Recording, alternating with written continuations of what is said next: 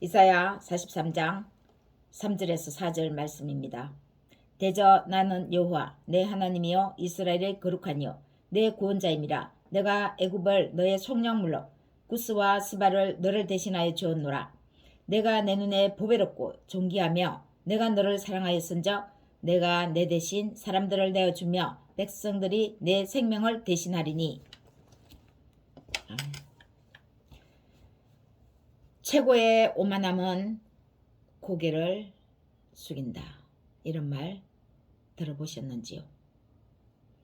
고개를 숙이는 것이 어째서 오만함입니까? 아무리 지나쳐도 괜찮은 몇 안 되는 미덕 하나가 있습니다. 겸허입니다. 지나치게 공정하거나 인자한 것도, 지나치게 중용을 지키는 것도 불가능하지만 겸손에 대해서는 얼마든지 그럴 수 있습니다. 어른이 말할 때 아이들은 끼어들면 안 돼 하는 어른의 그 말뜻은 너는 중요한 존재가 아니야. 아무도 내 생각에 관심이 없으니 너는 조용히 있어 라는 말과도 같습니다. 어릴 때에 이런 말을 한두 번 들어본 사람들이 있을 것입니다. 우리 자신의 정체성을 정하는 것은 누구입니까? 인생은 누구나 그 자신만을 위해서 자신의 정체성을 갖고 그 길을 걸어갑니다. 그러나 그 자신의 걸어가는 길을 그 자신이 정하는 것일까요? 아니면 타인이 정하는 것입니까? 인생의 길에는 자율도 타율도 아닌 제3의 길이 있습니다. 자기 자신이 규율을 정해놓고 가는 것도, 또 타인이 정해놓은 규율대로 가는 것도 아닌 제3의 길이 있다는 것입니다. 바로 신율, 신이 정해놓은 그 율에 의해서 가는 길입니다. 신의 길입니다. 신율에 따라 사고하는 사람은 자신이 누구인지 스스로 정하려 하지 않을 뿐 아니라 어떤 사람이 되어야 하는지 남들이 이러쿵 저러쿵 말하게 자기 자신을 놔두지도 않습니다. 그로써 자신의 재능을 발견하고 꿈과 열정을 주어진 조건과 조화시킬 그 가능성을 제3의 길, 신율에 의해서 발견하며 조화시켜 나가는 것입니다. 그런데 이제껏 성취한 모든 것이 오로지 자신의 능력과 노력 덕분이라고 믿는 이들이 적지 않습니다. 특히 이런 부류가 성공하고 나면 오만방자해집니다. 또 어떤 이는 자신은 금수저가 아니었어 기회를 갖지 못한 것이라고 확신합니다. 그래서 자신의 삶을 그다지 바꾸려고 노력하지 않는 것이죠. 그러면서 비관론에 빠지거나 나름대로 이리저리 정체성을 짜 맞춰 보려는 시도를 자기 나름 자신이 규율을 정해놓고 시도해 봅니다. 그러나 제3의 길을 가는 사람, 자신의 소명을 찾고 자신이 신의 사랑을 받는 피조물임을 깨닫는 사람은 지나친 오만과 또 지나친 겸허에 빠질 위험을 모두 피할 수 있습니다. 우리는 지나친 오만도 경계해야 하지만 지나친 겸손은 신의 것과는 상관이 없는 자기 자신에 의한 겸손일 수도 있습니다. 그래서 지나친 오만도 경계해야 하지만 지나친 겸손도 우리는 경계해야 합니다. 그것이 신에게로부터 나온 것이 아닐 때는 말입니다. 성공에 이르더라도 겸허한 자세와 감사의 마음을 이 신의 길을 걷는 사람은 감사한 마음을 잃지 않게 됩니다. 내가 능력을 가진 것이 나만의 공적으로 돌리지 않기 때문입니다. 이 신율에 의해서 인생의 길을 걷는 사람은요. 때문에 제3의 길은 결코 나의 공적만이 아니라는 것이죠. 아니기 때문에 자만하지도 않고 지나친 겸허에도 빠지지 않으면서 하나님의 겸허한 자세와 하나님 앞에 감사한 마음을 잃지 않는다는 것입니다. 여러분은 어떻습니까? 어떤 소리에 민감한 반응을 보입니까? 듣기 달콤한 소리건 우울한 얘기건 남의 말을 굳이 그대로 믿어서는 안 됩니다. 대부분 칭찬, 달콤한 말은 듣기 좋은 말은 아무렇지도 않게 그저 섭득합니다. 그러나 듣기 싫은 것은 또 자신에게 싫은 소리는 듣지 않으려고 하죠.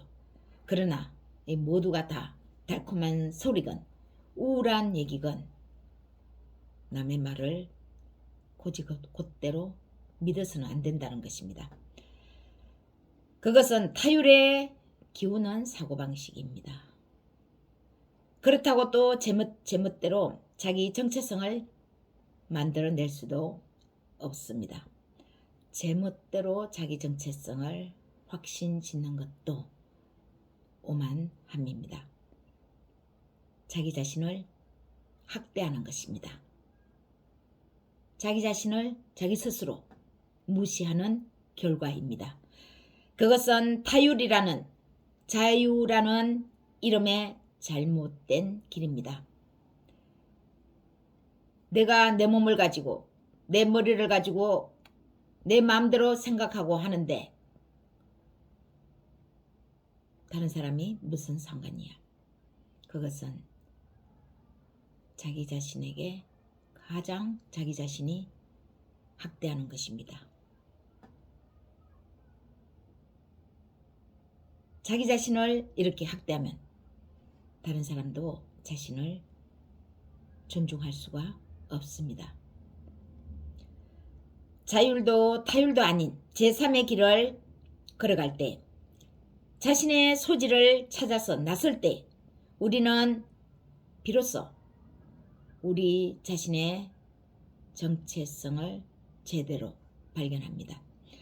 우리는 우리 스스로 우리 자신의 구원에 이르지 못합니다. 인간이 인간 스스로 구원할 수 있는 사람이 없기 때문입니다. 인간이 인간을 구원할 수는 없는 것이죠.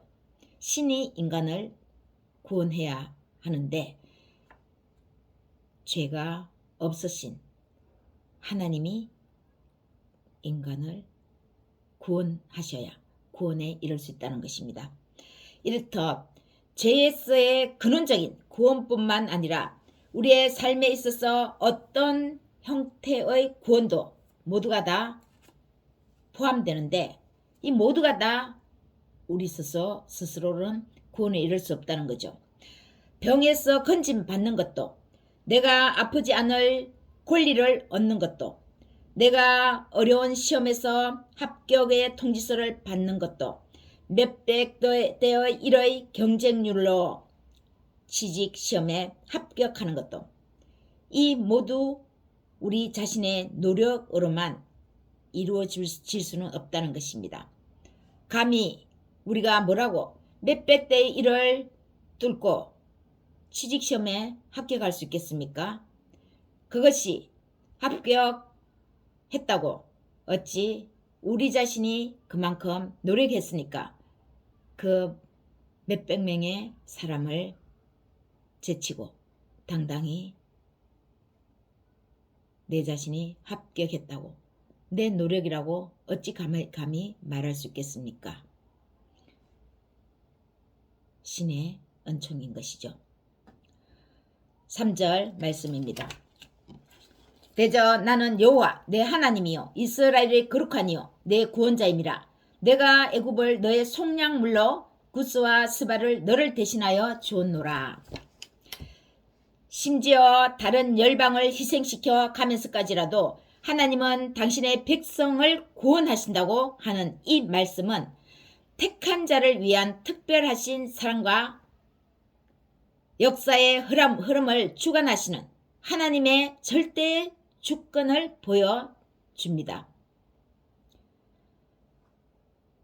본문의 역사적 배경은 바사왕 고레스의 애굽 구스 및 스바 정복 계획과 연관되는 것 같습니다. 하나님은 고레스에게 이 열방들을 공략하도록 허락하는 대신에 유대인의 귀환과 포로에서의 그 귀환과 예루살렘 귀환에서 유대인이 해야 할 일이 제일 먼저 하나님의 성전이 무너졌는데 재건하는 일이죠. 그래서 유대인의 귀환과 예루살렘 재건을 돕도록 역사하신 것입니다. 고레스 왕에게 애굽과 구스 및 스바 정복 계획을 맡긴 동시에 유대인을 찾으려는 하나님의 계획인 것이죠. 실제로 고레스의 아들 캄비세스 2세와 다리오 1세는 애굽 정복을 위한 발판으로 팔레스틴을 이용했습니다. 하나님의 주권은 절대적인 주권입니다. 하나님이 역사의 흐름에서 역사를 이끌어 가시는데 그 역사 속에 나도 포함되고 여러분도 포함됩니다. 하나님의 이 주권을 누가 다 알 수 있겠습니까? 왜 하나님은 이 사람은 구원하고 저 사람은 구원하지 않고, 우리가 볼 때는 저 사람은 구원해야 되는데 구원하지 않고, 별로 노력도 하지 않은 것 같은데 구원하고, 왜 그렇습니까? 하나님의 절대적인 주권에 있어서 우리 인간이 다 알 수는 없는 것입니다. 모릅니다. 하나님이 그렇게 이끌어 가시는 것 외에는 우리는 다 해석할 수 없습니다. 그래서 인생은 해석되어지지 않습니다. 4절 말씀 다시 한번 보겠습니다. 내가 내 눈에 보배롭고 존귀하며 내가 너를 사랑하였은즉 내가 내 대신 사람들을 내어주며 백성들이 내 생명을 대신하리니. 전쟁에서 이기면 전리품을 가지고 옵니다. 그 전리품 중에서 하나님은 승리자에게 사람도 보내줍니다. 포로들이죠. 전리품으로 포로들도 전쟁에서 승리자에게 돌아온다는 것입니다. 하나님이 이스라엘을 구원하신 것은 그들이 다른 민족들보다 월등하게 선하거나 의로워서가 아니라 오직 하나님의 주권적인 사랑에 기인하여 그들을 보배롭고 존귀하게 하시는 것입니다. 때로는 하나님이 택하신 자를 구원하기 위해서 하나님이 또 다른 생명을 희생시켰으라도 하나님의 택하신 자, 그 사랑하는 자를 하나님은 구원하시고자 하신다는 거죠. 왜 그렇다고요? 모릅니다. 다만 알 수 있는 것은 하나님이 그를 사랑하여 보배롭고 존귀하게 하신다는 것 외에는 모릅니다. 제3의 길을 걷는 사람은 불안함이 없는 것이 아닙니다. 두려움을 모르는 사람이 아닙니다. 두려움 이면에는 용기죠. 그래서 용기를 낸 사람을 향해서 우리는 그 사람이 어떤 사람이라고 가정할 수 있습니까?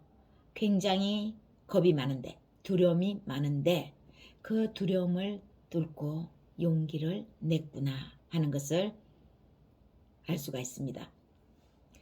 불안함도 두려움도 제3의 길을 걷는 사람에게도 있습니다.